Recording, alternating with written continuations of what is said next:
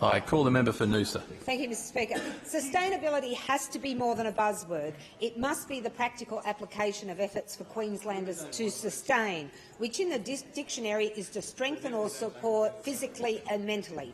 This is multidimensional and includes affordability for what uses a sustainable product or endeavour if residents cannot afford to use it or governments to implement it. For 2 years we have been advocating for passive wastewater systems which are economical and have been proven successful across Australia and internationally.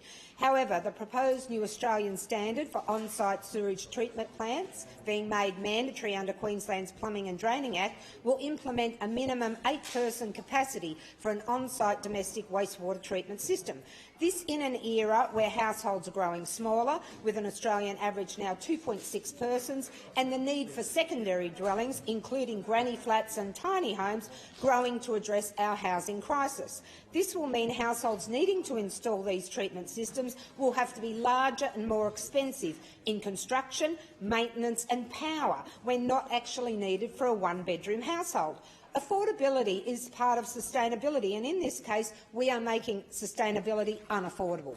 And then there are the environmental upgrade agreements, or EUAs. We have been seeking these for both commercial and residential buildings since 2019, as they are an affordable way to install solar panels and create less emissions. Simplified, a building owner borrows money from a financier, which can include local governments, and makes the repayments through the council rate system. It is voluntary with long payback times, which can be passed along when the building is sold, rather than the finance having to be wound up.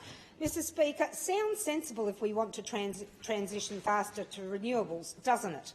And now the state government have announced in the Energy and Jobs Plan that they will be implemented, however only for commercial premises, unlike in Victoria, which have brought in for residential.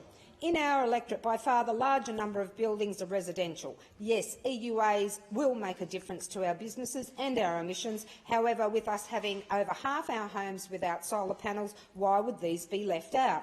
It sometimes seems like we take 2 steps forward and then other times 1 step back.